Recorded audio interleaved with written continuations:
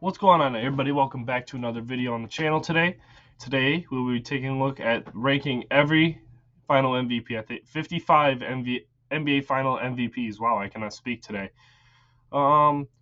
This is by Barry McCockiner, one of my favorite YouTubers on the platform. And let's just get right into it. Let's have no time to waste.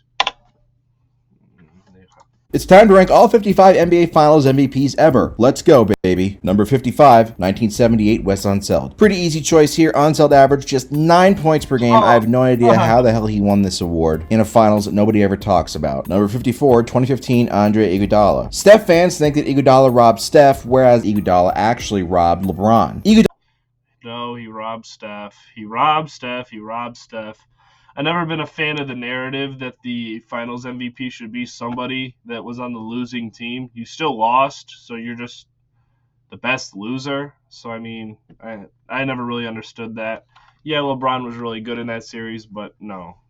If you've never watched Barry McCockiner, he loves to troll, but he also is the biggest LeBron James fan and not the biggest Steph Curry fan. So he is being, I guarantee you, he's either trolling or he's just pushing a narrative. So Iguodala winning this award was a way of giving it to LeBron without actually doing so. 53, 1973, Willis Reed. Reed is the most overlooked multiple-time Finals MVP winner ever, largely because both of his wins really didn't have great stats. Putting up 16-9 and 3 a game isn't really moving the needle. 52, 1981, Cedric Maxwell. Larry Bird underperformed, while Maxwell played nearly. I mean, he did underperform, but I would still probably give it to Larry Bird. As good. If Twitter was around back in 1981, Bird stands would have had fits and probably dropped a few M-bombs. 51, 1976, JoJo White. Solid but not spectacular performance in the 76 finals. You have to remember back in the 70s, the pace was a lot faster. So these I can say, out of all the ones so far, this is the only one I haven't heard of.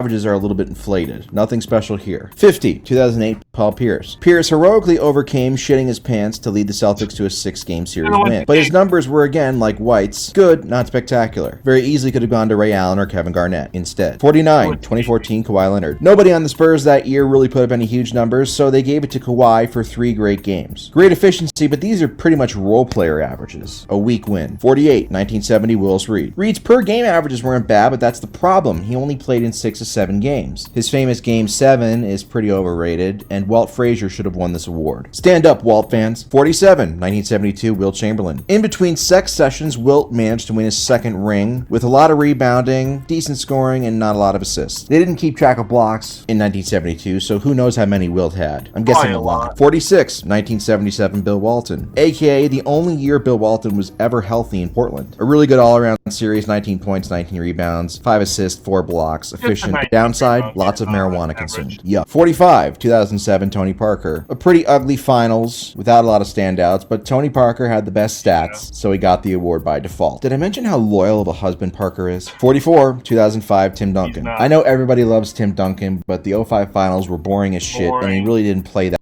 Funny thing is, I just rewatched these finals. I watched game 5, 6, and 7 as in the last week, and it was one of the most boring finals I've ever watched. That well, shooting under 42% in the least memorable 7-game series of all time. 43, 1979, Dennis Johnson. Another finals everybody forgets about. The voters gave the award to Johnson, but it very easily could have gone to Johnson's teammate Gus Williams, who had slightly better numbers to me. 42, 1974, John Havlicek. Havlicek's per game numbers are pretty good, but you have to remember, again, pace plays a role here. He also shot only 6 for 20 in their Game 7 win. I guess he had the Mamba mentality. 41, 2011, Dirk Nowitzki. From a narrative standpoint, Dirk's 2011 playoff run was legendary, but in terms of actual on-court play in the finals was pretty uneven, especially in games Dallas won. Thanks, LeBron. 40, 1969, Jerry West. West's numbers, even with inflated pace, were amazing, but he gets taxed for... But when he won his finals MVP, everybody was just like, about time he won, because of how many times he lost in the finals. So, I mean, shout out to him for averaging 38 in the finals in a 7-game series. But yeah, Jerry West is that dude, man. Unfortunately, he couldn't win more than 1 or 2 finals. So I think it was 1, but it might be 2. I think it's not winning the series, or else this be a lot higher. No offense to Josh Gordon. 39, 1988, James Worthy. Worthy had a phenomenal Game 7, but really this award should have gone to Magic Johnson. Worthy was also terrible in every game the Lakers lost, but he did come through big in the biggest game, so congrats. 38, 1996, Michael Jordan. Very inefficient from the field, relied on a lot of free throws, and was terrible the last 3 games. By far the worst of his 6 Finals MVP. 37, 2010, Kobe Bryant. Famous for going 6 for 24 in a Game 7 win, Kobe had an uneven series, and this award very easily could have gone to Pau Gasol instead. But star power won out. 36, 1982, Magic Johnson. This award could have gone to several Lakers, but again, Magic Johnson had the big name, and he also played pretty well. An efficient all-around performance, but not spectacular. Poor Philly. Number 35, 71, Kareem Abdul-Jabbar. Surprisingly, the only ring he won in the 70s. Kareem averaged 27 points, 19 rebounds on amazing efficiency with a bunch of... And that, I keep pausing. I do apologize. I will leave the link in the video down below so you guys can watch it at whatever pace you guys want. But Kareem only winning 1 ring in the 70s is crazy because he was undisputed the best player in the league. And for him to not make the playoffs, like I think a year or two, and on top of that, for him to be knocked out in the first round a couple times, when this guy was undisputed the best player in the entire world, I don't know, man. I think he could have done a lot more than what he did in the 70s before he teamed up in LA. Other than that, yeah, Kareem is one of the greatest, but that is a big knock for me against him. Blocks in a sweep. Not bad. 34, 2004, Chauncey Billups. Famous respecter of women Chauncey Billups had a hyper-efficient finals for a team without a superstar. It also didn't hurt that the Lakers' 2 stars were fighting against each other. 33, 1989, Joe Dumars. Another non-superstar Detroit Pistons guard who won Finals MVP. Dumars was highly efficient, but gets docked a little bit because the Lakers were pretty injured. 32, 1975, Rick Barry. In a high-paced series, Barry, not me, had very good all-around numbers on decent efficiency for the time in a massive upset. The numbers are a little bit inflated though. 31, 1998, Michael Jordan. MJ scored a lot of points on a lot of shots and free throws on low efficiency against Utah State A&M Community College. Utah was also jobbed out of 5 points. That's hate. That's hate. That's crazy. They were a great team. Fuck Karl Malone, but he is a great player. And so was John Stockton. I don't want to hear nothing about that. In Game 6. Look it up. No, seriously, look it up. Number 30, 1990, Isaiah Thomas. MJ's best friend Isaiah had a phenomenal finals to win his second and final ring. Does anybody even remember anything about this finals? I mean, seriously, it never really gets talked about at all. 29, 1985, Kareem. Kareem's old ass won Finals MVP in 1985 after a terrible start to the series. The inflated pace docks his ranking a little bit. I can't believe he only won 2 Finals MVPs. 28, 1980, Magic Johnson. While Magic's Game 6 was legendary, his series overall gets ranked a little bit lower here because Kareem was actually the best player in the series on a per-game basis. 27, 1983, Moses Malone. Moses was the missing piece for the 76ers, who were able to finally beat LA in the finals thanks to a dominant Moses performance, although having no James Worthy helped for sure. 26, 1994, Hakeem Olajuwon. It was a very, very steady series for Hakeem without any real monster game, but no real bad ones either. Hakeem badly outplaying Ewing was the difference. 25, 2009, Kobe Bryant. Kobe's per-game averages were great, although his efficiency left something to be desired, as per usual. By far the best finals performance of his career, but he couldn't have done it without Courtney Lee and Derek Fisher and Pau Gasol. 24, 1999, Tim Duncan. Sometimes, because of how people overinflate Kobe Bryant and saying he's in the conversations with Jordan and LeBron, he's not. I want to preface that. Sometimes, man, I just forget how good Kobe Bryant was. That man, yeah, he put up a lot of shots. Yeah, he was inefficient. Or even then, I think he was still league average, so I wouldn't even really consider him that inefficient. But, damn, the fact that if he needed to lock you down, he'd lock you down. If you needed him to go get 40, he would go get 40 for you. If you needed him to go get some assists, he could try. But if you need to go have him skyhawk on the boards, he can go do that for you. If you need to go grab some steals and blocks, he's going to do that for you. That's what type of guy he was, man. And I mean, shout out Kobe, man. Top 10 all time. I'd probably have him in the lower half of my 10, but that's still elite territory. So shout out to Kobe, man. Shout out to Kobe. The pros, Duncan's numbers came at a very slow-paced series. Cons, he got to face an 8th seed in a lockout-shortened season. In the end, this ranking feels about right, at least to me. It's my video, okay? 23, 2019 Kawhi Leonard. Leonard's per-game averages were great, although he does get docked a bit because his shooting from the field wasn't that efficient. He also lucked out in Kevin Durant not being able to play, or else the Raptors would have gotten the shit kicked out of him. 22, 1997 Michael Jordan. The Utah Jazz were chokers, and Jordan got an incredibly soft whistle to pad his stats, which is why I have this ranked lower than a lot of people. It's not my fault that's what happened, folks. 21, 2022 Steph Curry. Steph finally popped his finals MVP virgin cherry on the 6th try last year versus Boston. He didn't do anything in the fourth quarter when losing. Terrible in game 5. Fuck Boston. 2018 Kevin Durant. On pure numbers and efficiency, this deserves to be ranked higher, but because it's Kevin Durant joining the Warriors, I'm going to dox it points because fuck Kevin Durant. Why'd you have to ruin the league, Kevin, you bitch? Number 19, 2013 LeBron James. Admittedly, the weakest statistically of LeBron's 4 finals MVPs. Ray Allen hit a big shot in game 6, sure, but did you know that Allen and Chris Bosh went for 0 points in game 7? Number 18. See, this is a narrative pushing I'm talking about. He'll say that the Utah Jazz were a community college team. Yeah, he'll say, oh, Ray Allen in game 6, but they had 0 in game 7. Okay? Okay? Shout out Barry, man. 1984 Larry Bird. Bird had a phenomenal series, duh, but he also had a somewhat lackluster Game 7 and got bailed out by Magic Johnson brain farts at crucial moments. Still, a hell of a series. 17.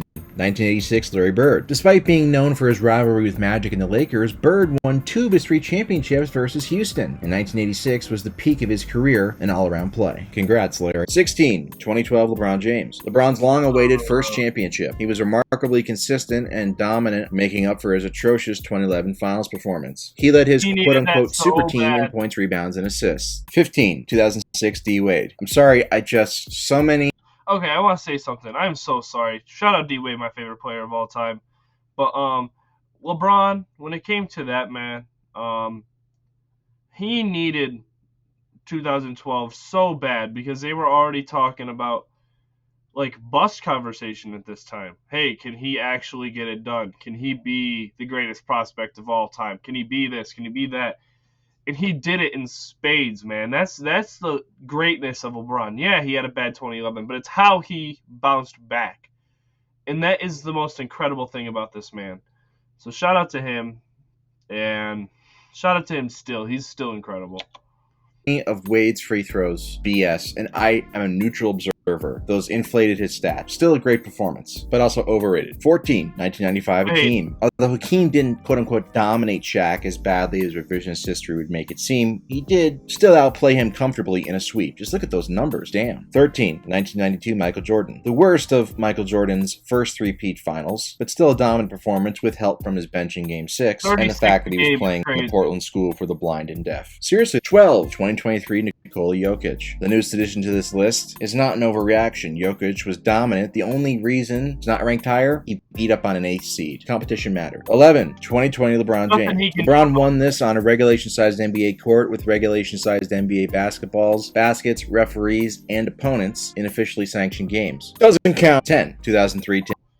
But if you want to knock Jokic for the 8th seed, I would arguably say that Jokic's run is better than LeBron's was, because yeah, they beat up on a 5 seed. If you want to say, or it was a 4 or 5 seed, I don't remember. But even then, LeBron, just like Jokic, cannot control who his competition is. So I think we just need to start looking at what the actual numbers are, and look at the play and the efficiency more than we look at the competition, because they beat the Bucks and the Celtics. They beat the Bucks in 5. You know what I'm saying? So this team wasn't a slouch. So we need to stop looking at seeding and start looking at, hey, this team beat 2 of the best teams that had the 2 best odds of winning the title. But no, I think 2020 LeBron's a little high. I honestly would say that the Michael Jordan 92 run and Jokic's run are higher than LeBron, but he's a little biased. So I have no horse in the race. Besides the Jokic, well, that's a little biased, but Michael Jordan and LeBron, I don't really care. So Tim Duncan. Duncan was a monster in games 1 and 6 in this series against a pretty forgettable Nets team, which is why this isn't ranked higher, despite Duncan's numbers. But again, it was against the net. 9, 2001 Shaq. Not only did Shaq completely take a dump all over the Defensive Player of the Year to Kevin Mutombo, he also carried Kobe's sorry ass. No, I'm just kidding. Or am I? Number 8, 1987 Magic Johnson. The year where Magic was the best player in the league, with an infamous baby skyhook to essentially clinch the series in Game 4. Who knows what Magic could have accomplished if he liked condoms. 7, 2017 Kevin Durant. Looking strictly at the combination of volume and efficiency, this might be a top 2 or 3 final series ever. But again, when you join a 73-win team, you get dot points. 6, 2002 Shaq. Look at those numbers and tell me that Kobe wasn't a sidekick. Seriously, look at those fucking numbers and tell me Kobe wasn't a sidekick. One more time, please. Enough of the revisionist history bullshit, guys. 5, 2021 Giannis. Just a brilliant all-around series by Giannis. There's not much more to say. Capped off with a legendary Game 6 performance where he scored 50 points. Thank God for Kevin Durant's large feet, am I right? 4, 1991 Michael Jordan. Good lord, look at the physical defense he went up against in this clip. My goodness, it's a wonder he put up such incredible numbers in this series. 31 points, 11 assists, unbelievable. 3, 2000 Shaq. No guys, you're just a Kobe hater if you say that Shaq carried Kobe. I mean, these numbers are nothing special at all. 38 points, 17 rebounds. It doesn't matter that Kobe shot 37%. 2, 1993 Michael Jordan. Joking aside, averaging 41 points a game is incredible, even if it came against the Phoenix Little Sisters of the Poor. Shout out to John Paxson for the title-winning shot, aka Kyrie Paxson. Number 1, 2016 LeBron. Led the entire series in every major that category, beat a 73-win team, the best defensive play in NBA history. It's the best combination of stats and narrative. Cope and seethe. Shout out Kyrie. You gotta... I think, personally, if I were to remake this list, I think that Shaq 3, 2000 Shaq, yes, 93 Jordan, and LeBron are the top 3. And then I would have Jokic higher. I would have Giannis maybe at 4. I would have 2000 Shaq at probably 5. I would have Jokic probably at 10. I'd have Michael Jordan 92 at 9. And Tim Duncan would probably fall out. But other than that, I mean, I'd have to just remake this list. But I don't have really an issue with what he said at the end of the list. So, I mean, at the top of the list, I think they're all the right. Like 41 a game is crazy. 38 a game is crazy. LeBron beating a 73-9 win team is absolutely incredible. So those are the 3 right picks. I think Giannis could be at 4 with his 50-point performance beating on the Suns. I don't know. But let me know what you guys think down below. Who is the best final MVP, man? Or give me your top 3, and we'll have a little conversation down in the comments down below. Like, share, subscribe, comment for me. Like I said, go do it. But that's all I got for you guys today. So you guys have a great day, and thanks. Peace.